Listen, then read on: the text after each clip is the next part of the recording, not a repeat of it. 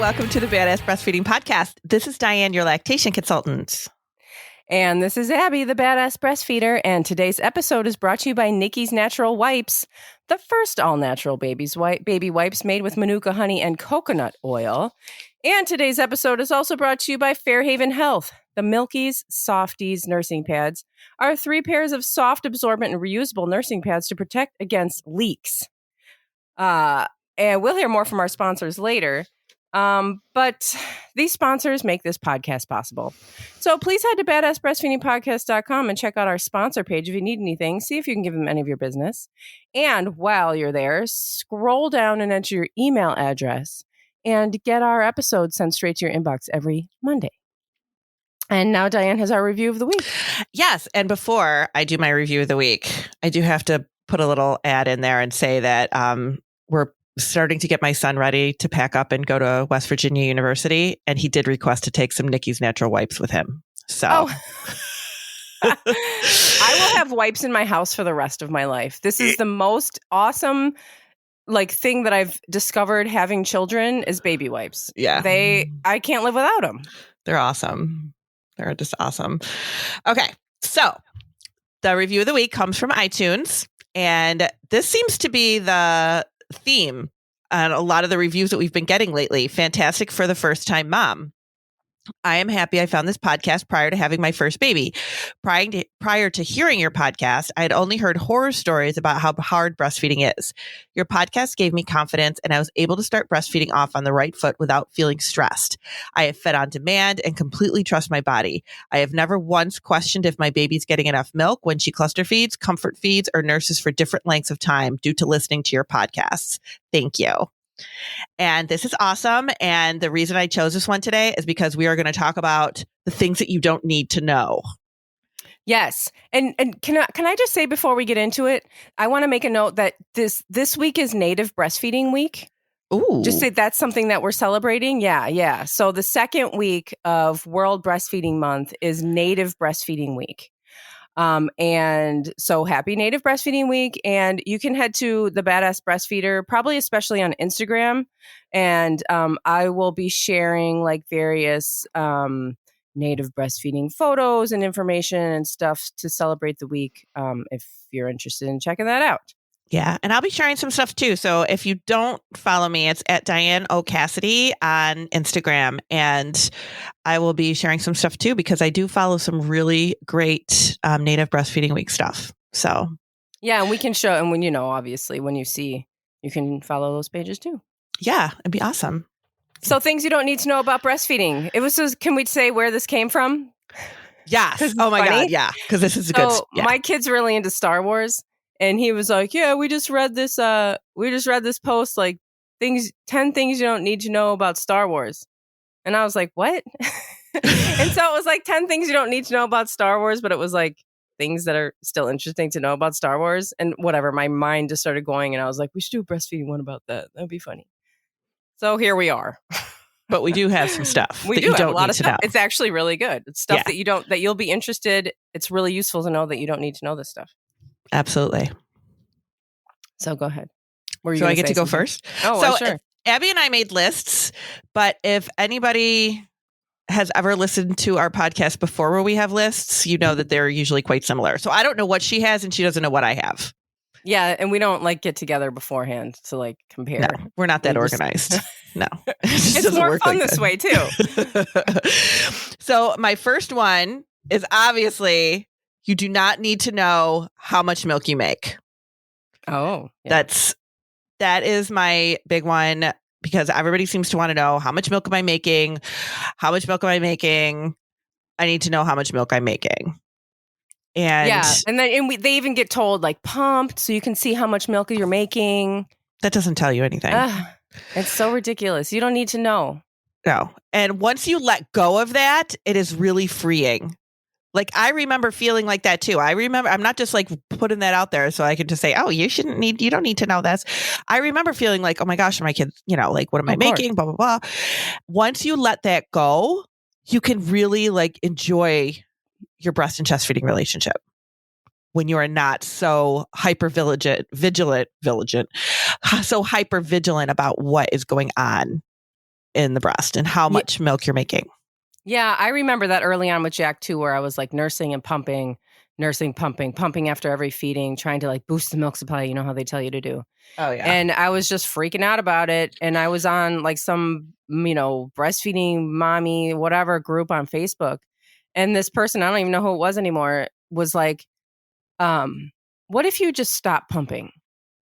What if you just like stop doing that and just take a break? Just stop doing that. And just go ahead with nursing on demand and it like really blew my mind. And she was really trying to talk me down. She was like, well, let's just stop doing that. Let's just stop doing that for a minute.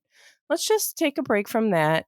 Like, and she knew that I could just stop doing that and, relax and keep my baby at the breast. And then that would be a much easier and more effective way of feeding. Mm-hmm. And it was great. It was as soon as I stopped pumping, I never pumped again. That's great advice that she gave you. Yeah. When you needed it, for sure. And it is just like, it becomes so consuming. Like, oh my God, how much am I making? I don't know if I'm making enough.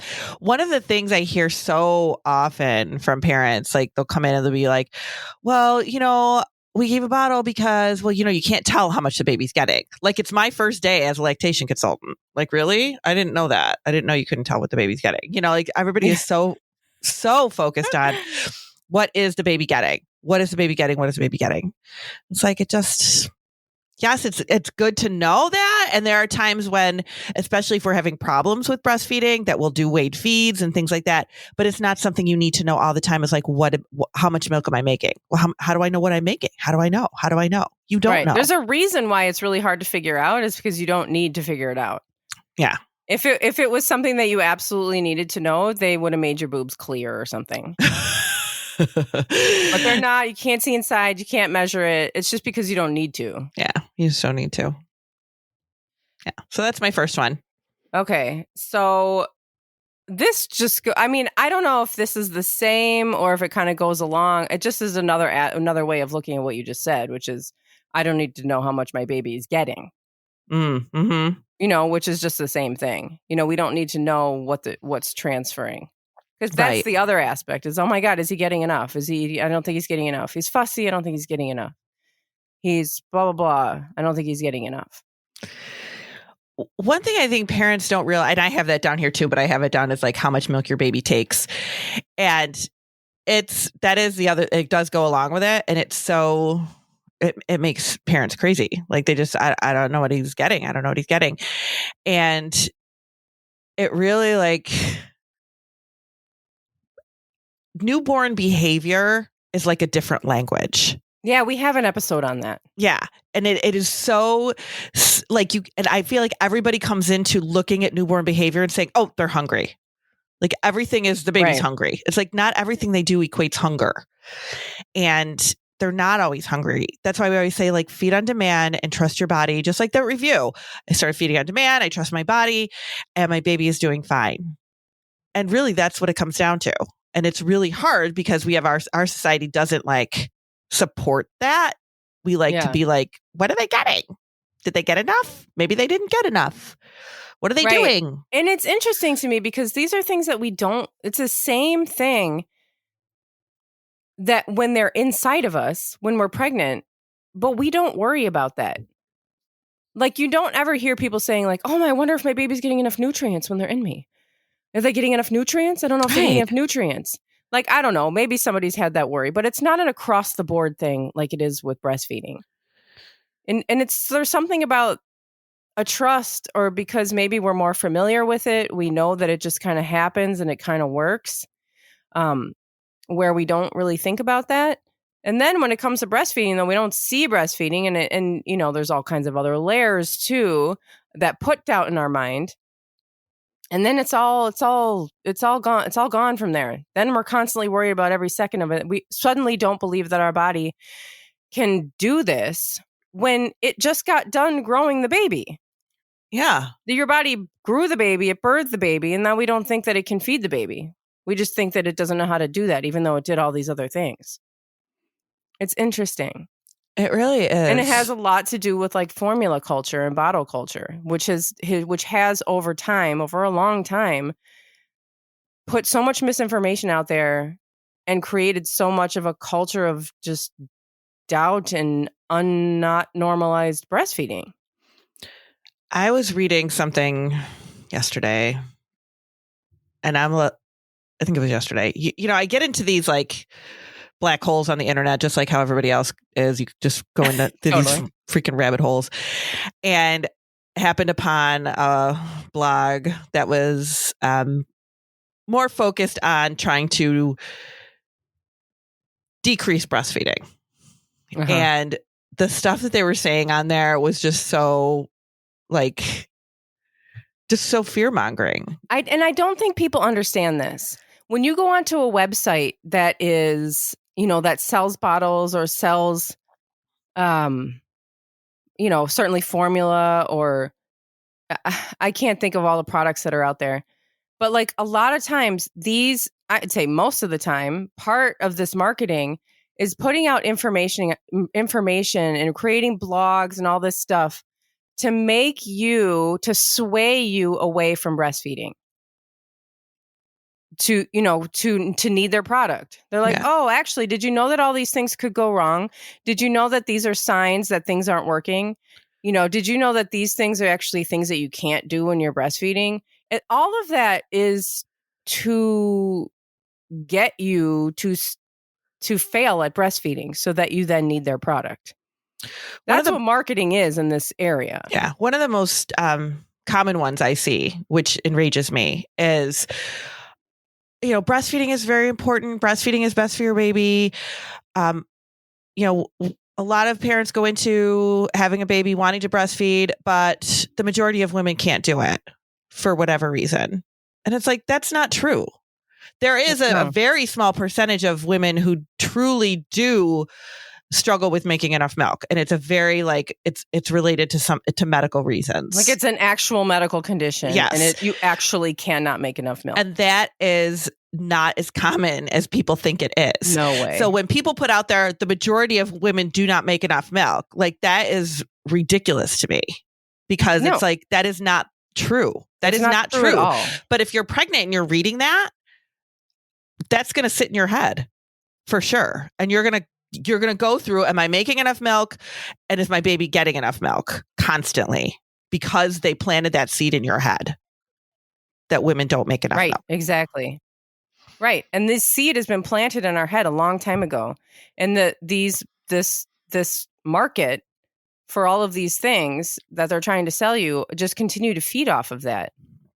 It's crazy. It's absolutely insane. And then people go, well, this is, you know, the breastfeeding camp, you know, they're too aggressive. They're too, you know, they're making it difficult. Breastfeeding so hard. And it's like, yeah, okay. First of all, breastfeeding is hard. And it makes it harder because we live in this culture where we're constantly being told that, you know, it's not working and that we don't work. But also, half the things they say that make breastfeeding hard aren't even true to begin with. That's true. Or it's stuff like I read one time, somebody was like, oh, you know, it's really difficult for parents to breastfeed because the mothers have to go back to work.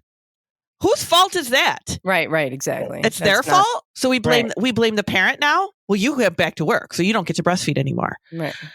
Like you can't throw that out there as a reason why somebody can't breastfeed. I know. Right. That's messed up. The whole thing is so messed up. It is. It's so messed up. Ugh. Yeah. We can go. Okay. Here's another thing that you don't need to know. Is your baby eating or comfort nursing? That's a good one. You know, when they're latched on, people are like, oh my God, are they eating? I don't know. I think they're just comfort nursing. And then you have these doctors that are like, take them off when they're comfort nursing. Take them off because, I don't know. What's the stupid reason? You don't want them to form a habit. Right. It's a bad habit. They're, you know, they need to learn to self-soothe, or it's bad for your milk supply, or I don't even know what. There's no reason for them to be there. I have parents that ask me all the time, am I starting a bad habit if I let them just nurse? Right. Can I do this? Is this okay? Like, is this okay? Like, this is your baby. Of course it's okay. It's encouraged. Yes, that's the only place, the only environment they're adapted to. They're supposed to be there. They're supposed to hang out there all the time. they're not going to be eating the whole time because sometimes they're going to fall asleep and they're just going to be there for safety because that's the only place that they want to be. And you don't need to know. You can know. If you get to know the suckle, you'll be able to tell when they're eating and when they're actually like swallowing milk. And it's cool, but you also don't need to know. You know, because you don't need. I remember my dad saying one time, "Oh, is he nursing or is he just hanging out?" And I was like, "I don't know, man. Leave me alone." I know, right? I know. I totally have something to say about that, but I don't know if I should get into it right now. If we should do it after. Okay. Well, yeah. Keep it on your mind, and we'll do the ads, and then we'll have an immediate segue. Okay, it'll be perfect. Yeah, perfect. We'll be right back. Today's episode is brought to you by Nikki's Natural Wipes. Nikki's was created out of the passion of two new parents wanting to protect the health of their precious new baby Nikki. Conventional baby wipes contain harsh chemicals that can lead to redness, itchiness, dry skin, a burning sensation, and even blisters and urinary tract infections. Utilizing the miraculous antibacterial qualities of Manuka honey, combined with the proven ability of coconut oil to moisturize dry skin, Nikki's has set a new global standard for premium baby wipes.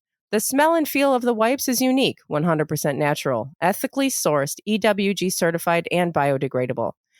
Check out the first natural baby wipes made with Manuka honey and coconut oil on Nikki's.com. That's NIKIS.com. And use promo code BADASS10 for 10% off of your purchase. Today's episode is also brought to you by Fairhaven Health.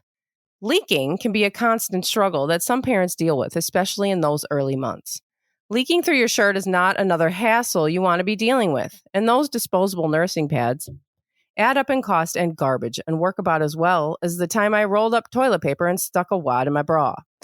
The Milky's Softies nursing pads are designed to keep you dry and comfortable. These pads are 3 layers, a natural fiber layer against your skin that wicks moisture away and is soft enough to wear even with sore nipples. Then an inner ultra-absorbent layer, and finally a microbe leak-resistant layer on the outside. The Milky's Softies nursing pads is contoured to your body so that it doesn't look or feel bulky in your bra. The box comes with 3 pairs of these reusable and machine-washable nursing pads. Check out Milky's Softies nursing pads at fairhavenhealth.com. That's FAIRHAVEN health.com. And use code BADASS for 15% off of your purchase. And these sponsors and their promo codes can be found at badassbreastfeedingpodcast.com. Our show notes will also include further information about things we talk about in this episode, and at badassbreastfeedingpodcast.com. You'll also find information. You'll find breastfeeding resources, all of our other episodes, and information about scheduling your very own one-on-one online lactation consultation with Dianne. So segue back into. Yes. Now we're back. Yes, I had to write it down so I remember because 2 minutes is way too long. It's way too long to try to remember what I was talking about. So a lot of times what I do with parents when I see them, I do spend a lot of time showing them like, this is when your baby's feeding, like this is a suck and swallow, and see when they're doing this, the suckling, the non-nutritive sucks, that is when they're, comfort nursing. And I teach them that because parents don't really know.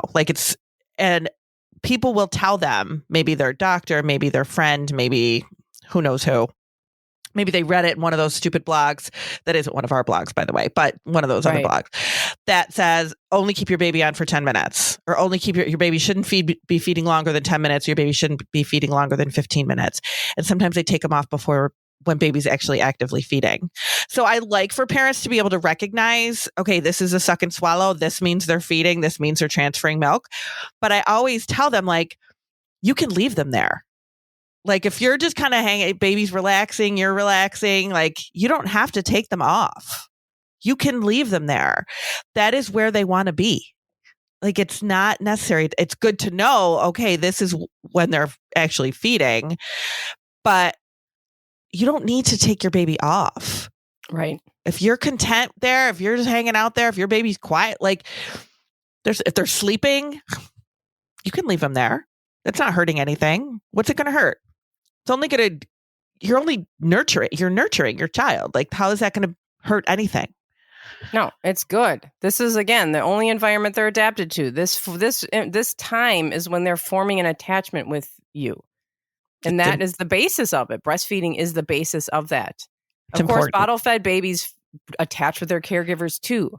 But the biological way that, that we understand this as humans forming attachment to caregivers, is through breastfeeding.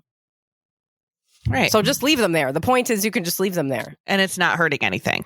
You can leave them there. Complete opposite. Yeah. It is the complete opposite.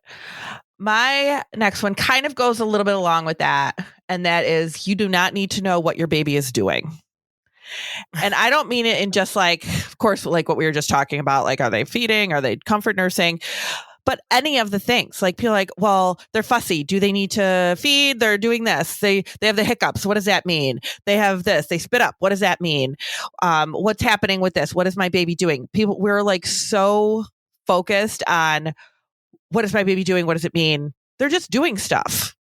Your baby has no ulterior motive. They're just like being a baby. Like they're just, and we spend so much time trying to figure out, what does this mean? This has to mean something. What are they doing? We're so just afraid something's wrong. Like, oh my goodness. It's just all we do is think something is wrong. All the time. All the time. Thinking there's, what's the baby doing? What are they doing? What is this? What is this about? What is this about? What is it about? Why are they doing this? I remember how scary it was to me to think that the baby was gassy. Oh my God, that's such a big maybe one. He needs to like fart or he's like gassy. And I would like panic about it. And now I look back and I'm like, he was gassy. So freaking what? It is a huge, because there was what am I eating? Am I eating something? What am I doing? What happened? What happened? Yeah. I don't freak out when I have to fart. I'm not like, oh my God, something's wrong. I have to go to the hospital. Oh my God, something's wrong. It's like, that's a normal bodily function. It's more annoying for them because they haven't like figured out all those muscles yet. They don't know how to do it. And it's uncomfortable, but like there's nothing wrong with them. They're just gassy. Yeah, that's all it is. But we freak out like there's something seriously like a medical condition. And they're always like, people are, how do I prevent this from happening? Yeah, then there's gas drops and there's this little like things you can stick in your side of your baby's butt to get the gas out. Swear to God, it whistles too, so you know when it comes out. What in the mother freaking what? Oh my God. The only way to prevent any of this is to not have a baby. That's the only way to prevent it. Like it is going to happen. This is stuff that is going to happen and there's no way around it. And it's just normal stuff. It isn't, they're a human. It's normal stuff. We will, and we have, this capitalist society has found a market, man. They have found a market to play on every single last anxiety that you have. And yes, we do have sponsors here. And I will tell you something behind the scenes. Dianne and I have long conversations about emails that we get all the time from products that people are trying to get on this podcast, that are trying to advertise to you. And we are like a firewall. We are like we're turning good cash money all the time because people come up with these things that are like, here, advertise this, people need this. And we're like, what? Yeah. Abso-freaking-lutely not. Abby sent me one yesterday. We were like, these people are insane. No, this is insane. Oh my God. You're trying to do what? Yeah. Mm-mm. Like, again, like there's some of these things that you advertise, some of the stuff you don't need that you buy. How much stuff do you buy that you don't need? I buy lots of stuff I don't need because it's fun and it makes it easier and I like it. And, and so, but we're not trying to, some of this stuff is not okay. I know. It's just playing on all of this fear. And anyway, that was my rant. And one of the things I read recently, I try to tell parents this too, but I did read it recently and I thought it was really interesting, was that the majority of your baby's gas comes from the air they take in when they're crying. Oh yeah. Like, yeah. And it makes sense. And we know that. And I tell parents that when they say, well, the baby didn't burp. That's another thing. They're not burping. They didn't burp. Oh my God. They're gassy. They're not gassy. The baby can't win. I know. It's like gassy. Oh my God. She freaks out. I'm not gassy. She's freaking out. I know it. It's like, but you don't need to worry about this stuff. They just do it. Sometimes I worry about my husband's gas, but only if it's like super excessive. But or like my own or like my kids or whatever. And it's like, all right, obviously you're eating something that's, not agreeing obviously with you. it's something you ate, and usually you can go like, oh yeah, I totally ate that. Yep, yeah, I know it did it. But when we're breastfeeding, we're always like, what did I eat to cause this gas? You didn't eat anything to cause the gas for your baby. That's true. There's totally nothing something. you did. They're a baby. They have a digestive system. They're going to have gas for the rest of their life. You don't need to know what you ate. Oh, that's a good one. Yes. Yeah. See, we're coming up with stuff as we go along. We're coming up with all kinds of more stuff you don't need to know. All right, what else you got? All right, so I've got, this is kind of like all rolled into one. So you don't need to know when the baby ate last, what time it is, or how long they ate for. Yes, that's what I have. You don't have to worry about, or you don't need to know what time your baby's last feeding was. Yeah, it doesn't matter when they last ate. Just, if you're breastfeeding on demand, you're not looking at the clock anyway, right? So you don't need to know what time it is, because you don't need to know when they ate last. You don't need to know what time it is right now, unless you got to be somewhere. And you don't need to know how long they ate, because that's another thing. Oh my God, they only ate for 8 minutes. What does that mean? Okay, nothing. Yeah, I know that. That they ate in 8 minutes. I don't know. They only ate for 8 minutes, but then the next feeding they were on for 15 minutes. Does that mean they didn't get anything? Does that mean they didn't get enough? Does that mean I'm not making enough milk at that time of the day because the baby ate for 15 minutes one time and only ate for 8 minutes the next time? Right. Like, oh my God. And no, listen, people, we absolutely promise we're not making fun of you. No. We're making fun of ourselves, because this is what we've all done this. Every last one of us. We are in this group. Like when we say we got an email from somebody who was freaking out because they only ate for 8 minutes, it's like, I am her. We've been there. We know this stuff. We all freaked out about what time it is, when they ate last. Well, you kind of want to know what boob they ate off of last time. That's helpful. What else was the other whatever I asked? But you know what I'm saying. Like we've all done this. And sometimes when I'm talking about this, I feel like I just want to crack up so hard that I'm going to cry. Like I just want to like burst into laughter. But like I don't, but I want everyone to know I'm not laughing at you. I'm laughing at me, because I did all of this. This all comes from I'm not a lactation consultant. I'm doing all this came from my own experience breastfeeding, my own terrible turned into pretty good, long years of breastfeeding. So anyway, I don't even know why I started to say that, because I felt like I was going to start laughing really hard at the 8 minutes thing. Yeah, I know. And it's just, I remember like, I'm like having these flashbacks right now of when my first son, being fussy, doing the evening fussiness and all that stuff. And my mom saying, what did you eat? It was something you ate. What did you have for lunch? And da-da-da. And it was those peppers you ate. And that's what it did it. Oh, yeah. And first of all, people are terrible. They are. And my mother didn't breastfeed, so how would she know? Right? Like, so that's, just, I can't even get into that whole story about how people that don't breastfeed are the ones that love to give advice about it. But I remember thinking, well, great, I'm just going to have to live on tomato soup for the rest of my life, because obviously every single thing I eat is going to bother this cat. I had no idea. I was not a lactation consultant. When I had my kids. That is usually how people end up in this field, because they're like, figure it out as they go along and it becomes a passion. But we didn't know. Like, we just didn't know. We didn't know what everything was doing, and we questioned every little thing too.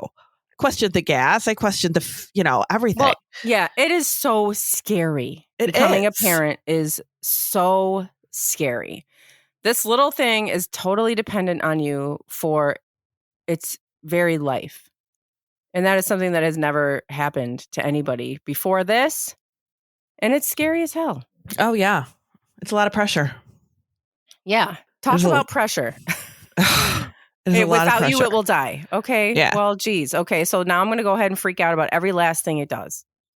Right.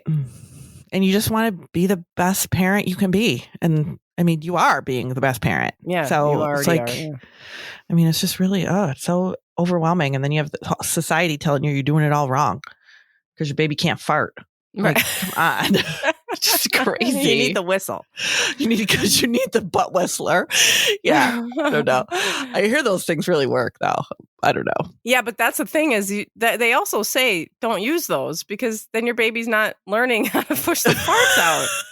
Like this I heard is it's a really normal expensive. thing. You don't need to stick things up there to get the air out. It will come out just like it comes out of all the people, and they will learn how to push it out. Like just leave it alone. Yeah, it's totally okay. My next one is you do not need to know how much milk your friend or neighbor or person on Facebook makes or pumps. Perfect. Because that is not helpful for anybody to compare what your body is doing versus what somebody else's body is doing. It will lead you to all kinds of trouble. Yeah. Yeah. You will freak out because everybody's body is different. Just like everybody's body looks different. And baby looks different. It really, to compare like, oh, well, this baby's fatter than my baby. They're the same age. Why is that baby fatter than my baby? This mother makes more milk than I do. This parent pumps more milk than I can pump. The person at work pumps, 3 times what I pump. What's wrong with me? Nothing. Nothing is wrong. There's nothing wrong. It's all fine. Everybody's different. Everybody adapts differently. Everybody's body's doing something different. Everybody responds to a pump differently. Exactly. Everybody responds to a pump differently. There's so many variables that you do not even realize exist until you are actually in the field of lactation. So if you're just running along, feeding your baby, that's all you need to do. You don't need to worry about all the other people around you that are doing who knows what. Because it really, and I had somebody recently that fell into that hole because she was on some kind of Facebook group that they were talking about the weights of their babies at a certain age, and her baby didn't weigh that. So then that started her thinking, what's going on? And started doctor's appointments. And your baby's not gaining enough. We need to do blood work. We might have to put him in the hospital and blah, blah, blah. And it's like, oh my God. She even said to me specifically, that it all started, I thought everything was fine. And it all started because I was comparing what my baby was weighing to other babies my baby's age. Right. And it's never going to be the same. It's not going to be the same. So it's really hard to look away from it, but it's really important to try to put that into practice because it's just going to destroy you if you focus on that. Just pay attention to what your baby's doing. Don't worry about everybody else's. Yeah. So you also don't need to know the fat or the calorie content of your breast milk. Good one. That's a good one. You do not need to know that. And you don't need to know. No, you do not need to know. And again, copying off of, what Diane just said, just because your friend's milk happened to look fattier in the bottle after it was pumped than your milk, it doesn't matter. That baby needs more fat than your baby. Somebody asked me that recently. You don't need to know this. Absolutely no reason to know. And it's something that comes up. Somebody asked me this recently because, of course, somebody had said, well, maybe your breast milk doesn't have enough calories. Doctors say this. Well, your breast milk doesn't have enough fat in it. You need to use formula or cow's milk. Or, it doesn't have enough calories. What? So this parent asked me, like, is there a way to know? And I'm like, what? I think there's I think they have, like NICUs, I think might have machines or like milk banks. I think they have ways to figure that stuff out. But your average human being, if your baby's in the NICU, then go ahead and just do what they think that is necessary. If they think it's necessary to figure out how many calories are in this milk to give your fat content or whatever. Yeah, to give this premature baby that's in a NICU. Okay. That's okay. But if you're sitting at home listening to this podcast, wondering how much calories are in your milk, just worry about something else. Just think about something else because you don't need to know. And it's absolute freaking nonsense when somebody says that your milk doesn't have enough calories or doesn't have enough milk in it. That is not true. Your body did not grow your baby because it didn't know what to do or how to take care of your baby. It is exactly the same thing. Your body knew how to nurture the baby when it was in your body, and it knows how to feed the baby now that it's outside. Mm-hmm. Your body doesn't get it wrong. Your body doesn't go, oops, I made the calories wrong. Oh, I accidentally made the fat content wrong. No way. Nope. Think about it. How have humans survived this whole time without figuring out what the calorie content was in the breast milk? You think they thought about this? Right. Nobody's thinking You think about that, like, you know, the dog, your dog that had puppies thinks about this? Just do it. They just feed. Mm-hmm. Just lay on your side with your boobs hanging out, just like your dog, and feed. Don't you wish you had like 8 nipples like the dogs do? just like rotate. Yeah, just pick one. That one's sore I don't right now. know. Just no, go to I this think one. 2 is good enough. Yeah. It'd be kind of weird, but yeah. All right. Do you have any more? No, that was pretty much it. I have one more. Okay. You don't need to know your baby's place on the growth chart. Oh, that's a good one too. Yes, please refer to our growth chart. Yeah. Episode, because that is really enlightening. My baby's only in the 10th percentile. Is it really? It's only in the 10th percentile. It needs to be on higher. No. Mm-mm. No. Yeah, people call me about that all the time. Well, they said the baby dropped a percentile. I don't care about that. Tell me what the weight is. Like, I don't care what the percentile is. It really tells us nothing. It tells us nothing. Yeah. Yeah. And again, definitely go back to that episode where we talk about where percentiles come from, and then you will feel better about your baby's percentile. Yeah. That's all I'm going to say about that. Right. Thanks for listening. Thank you. Bye.